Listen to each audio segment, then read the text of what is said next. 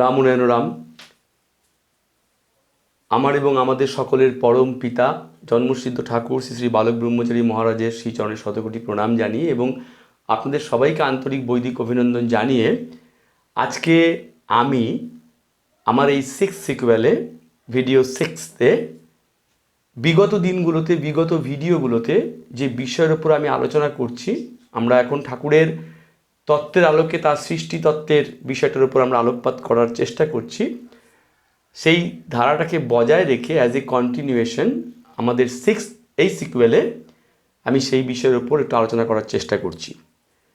আমি বিগত ভিডিওগুলোতে আমরা দেখেছি ঠাকুর আমাদের বলছেন তার বিশ্বজনীন তত্ত্বের মাধ্যমে যে এই যে সৃষ্টিটা, এই যে ইউনিভার্সটা, এই যে বিশ্ব ব্রহ্মাণ্ডটা, যেটাকে আমরা জীবজগৎ, প্রাণী জগৎ, উদ্ভিদ জগৎ বিভিন্ন নামে আমরা নামকরণ করেছি, সেখানে আমাদের সাধনাটা হচ্ছে তৃপ্তির। এটা আমরা আগের দিন দেখেছি, ঠাকুর আমাদের বলেছেন আমরা সবাই তৃপ্তির সাধনা করছি এবং এই তৃপ্তিগুলো আমরা পেতে চাইছি আমাদের পঞ্চ ইন্দ্রিয়কে কাজে লাগিয়ে।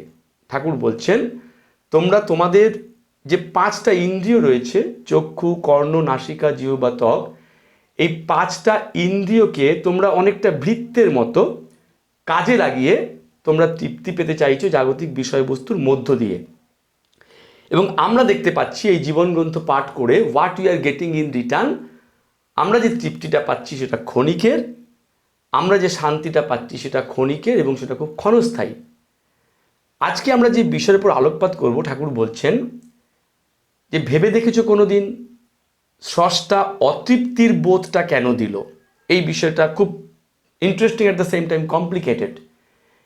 এই যে তৃপ্তি পাওয়া, অতৃপ্ত হওয়া, এটা কিন্তু কেউ বাইরের থেকে আমাকে চাপিয়ে দিচ্ছে না। আমাদেরকে কেউ কিন্তু বলছে না যে তুমি এবার তৃপ্ত হলে, বা বাইরের থেকে কেউ কিন্তু বলছে না তুমি কিন্তু অতৃপ্ত হলে। তৃপ্তি এবং অতৃপ্তি ঠাকুর বলছেন এই দুটোরই কিন্তু বোধ আমাদের দেহজাত, সহজাত, ইনবর্ন, প্রকৃতিজাত। অর্থাৎ তৃপ্তি পাওয়া, অতৃপ্ত হওয়া, এই দুটো বোধই কিন্তু আমাদের দেহজাত, আমাদের সহজাত, প্রকৃতিজাত, ইনবর্ন। তাহলে প্রশ্নটা আসছে, এই তৃপ্তির আকাঙ্ক্ষাটা নেচার কেন আমার মধ্যে ইনজেক্ট করলো? ঠাকুর বলছেন যে তৃপ্তির চাহিদাটা নেচার তোমার মধ্যে ইনজেক্ট করলো কেন?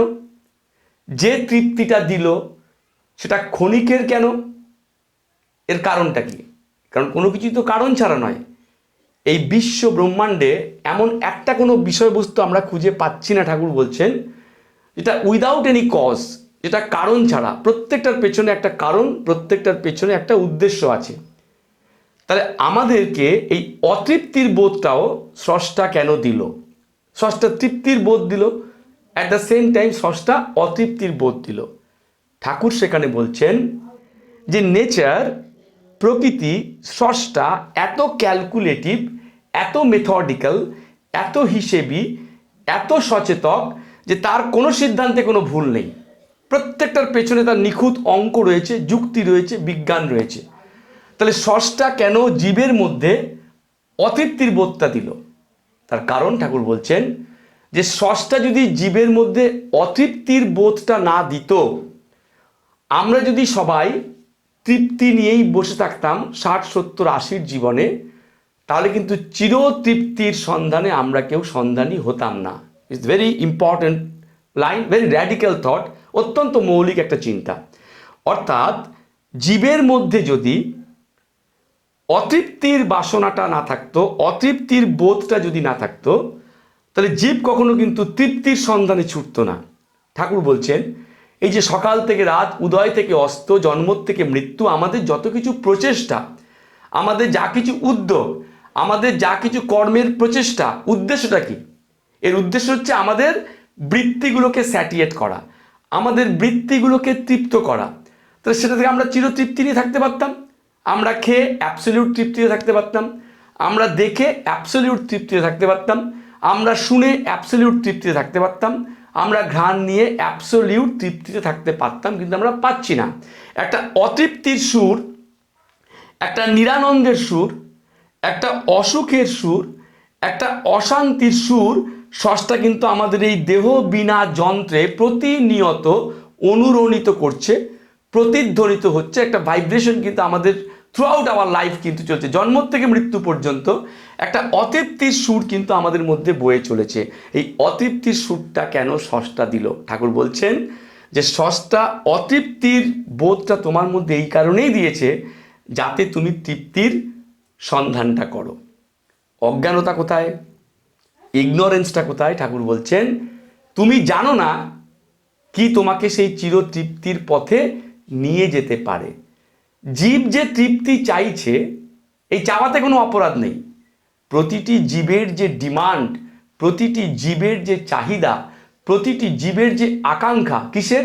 তৃপ্তির। বারবার আমাদের এই ভিডিওতে আমরা যে right from the very beginning, আমাদের এটা 6 is running, the last 5 I am talking about in particular, সেখানে যে বিষয়ের উপর ঠাকুরের সৃষ্টিতত্ত্বের উপর যে আলোচনাটা আমরা করার চেষ্টা করছি আমাদের সীমায়িত বোধ দিয়ে, সেখানে বারবার আমরা একটা জিনিস দেখাতে চেয়েছি, ঠাকুর আমাদের বোঝাচ্ছেন যে তৃপ্তি এবং অতৃপ্তি এই দুটো বোধ নিয়েই কিন্তু আমাদের এই দেহযন্ত্রটা।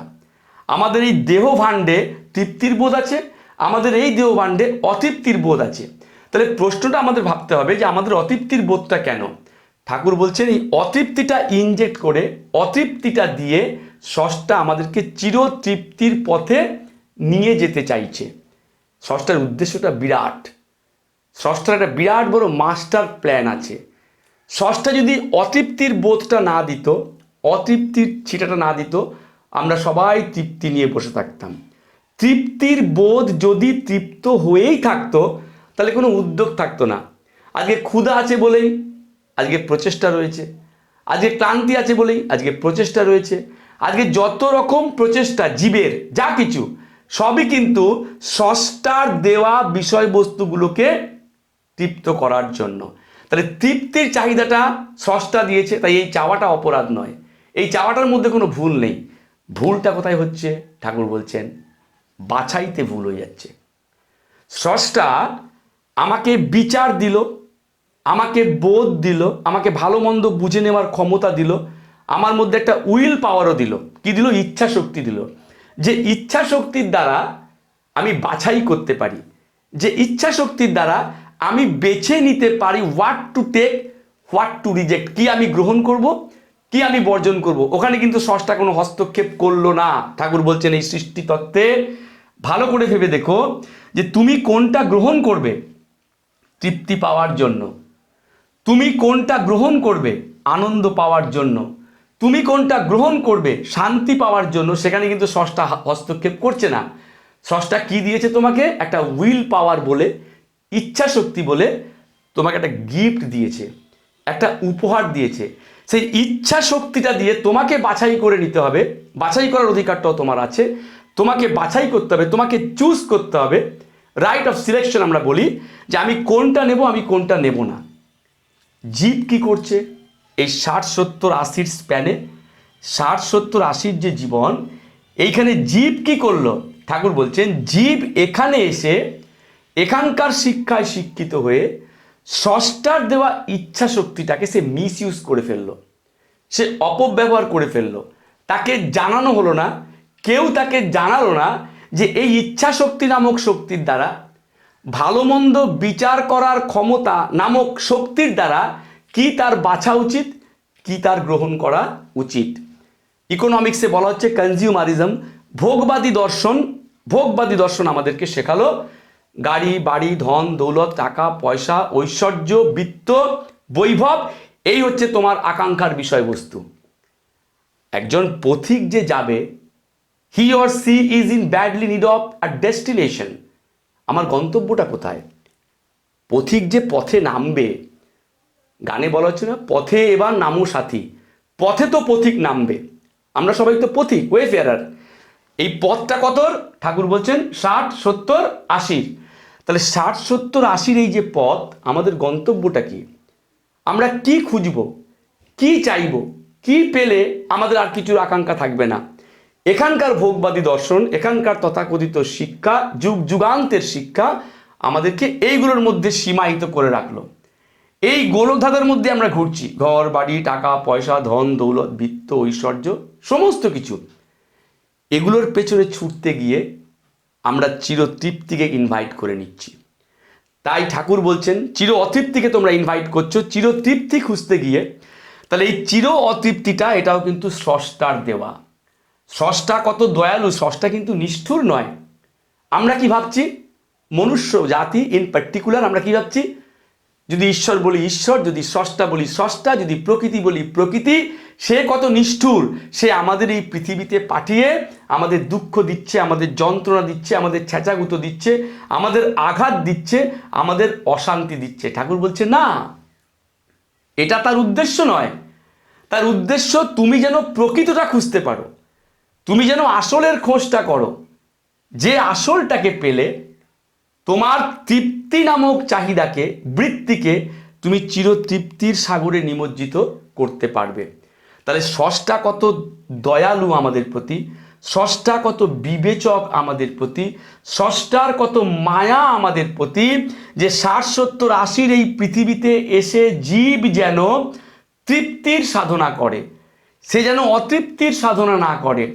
আমরা কি করছি, আমরা বলছি আমরা তৃপ্তির সাধনা করছি, কিন্তু যে সাধনাটা করলে আমরা অতৃপ্তি পাবো, আমরা সেই অতৃপ্তিটাকে ইনভাইট করে নিচ্ছি।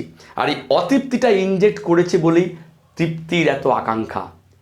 তাহলে এখান থেকে একটা পরবর্তী প্রশ্ন আসছে, কোন পথে গেলে চিরতৃপ্তির সন্ধানটা পাবো? এই ঠিকানাটা আমাকে কে দেবে? পথহারা পথিক যখন পথ খুঁজে পায় না, সে জিজ্ঞাসা করে কোন দিকে যাব, উত্তর না দক্ষিণ, পূর্বে না পশ্চিমে। আমরাও তো জীবনের পথে বেপথু হয়ে গেছি, আমরা সবাই বেপথু, আমরা মিসগাইডেড, আমরা হারিয়ে ফেলেছি, আমরা জানি না যে কোন পথে গেলে আমরা চিরতৃপ্তি চির শান্তি পেতে পারি। তাহলে চিরতৃপ্তির আকাঙ্ক্ষা আমার আছে, কিন্তু আমি জানি না, আমরা জানি না কে আমাদের সেই চিরতৃপ্তির ঠিকানাটা দিতে পারে, সন্ধানটা দিতে পারে। এখানেই গুরুর প্রাসঙ্গিকতা। এই যে কথাটা বলা হচ্ছে, ডিসপেলার অফ ডার্কনেস, অন্ধকারকে যিনি দূর করেন, গু মানে অন্ধকার, রু মানে আলোয়, অন্ধকার থেকে যিনি আলোয় নিয়ে আসেন তিনি হচ্ছেন গুরু।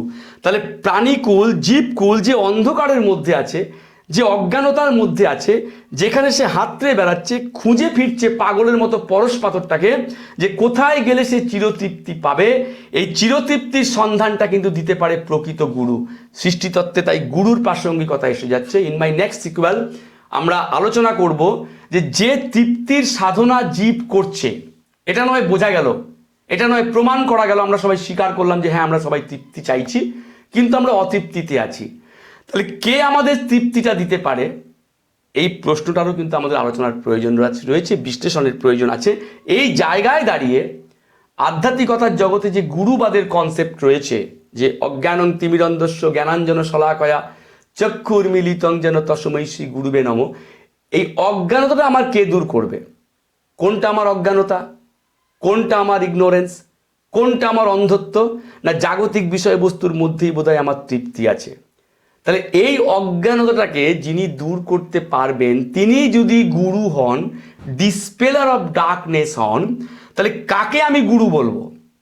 রয়েছে তো অনেকেই, মঠে গুরু আছে, মিশনে গুরু আছে, আশ্রমে গুরু আছে, গদির গুরু আছে, কুলগুরু আছে, বংশানুক্রমিক গুরুর আসনে বসে আছে, রয়েছে তো অনেকেই। কিন্তু হু ইজ দ্য পারফেক্ট? আমরা কার কাছে যাব? কে হতে পারে মানব সভ্যতার প্রকৃত গুরু? এর সাথে কিন্তু সৃষ্টিতত্ত্বের একটা অদ্ভুত লিঙ্ক, একটা অদ্ভুত ছন্দ, একটা অদ্ভুত সামঞ্জস্য আছে। ইন আওয়ার নেক্সট সিকুয়াল 7-এ আমরা চেষ্টা করব ঠাকুরের তত্ত্বের আলোকে যে মানব জীবনে গুরুর কোনো প্রয়োজনীয়তা আছে কিনা, এবং এর সঙ্গে সৃষ্টিতত্ত্বের বিয়ারিংসটা কোথায়, এইটাকে জানিয়ে সবাইকে আন্তরিক বৈদিক অভিনন্দন জানিয়ে শেষ করছি। রাম নারায়ণ রাম।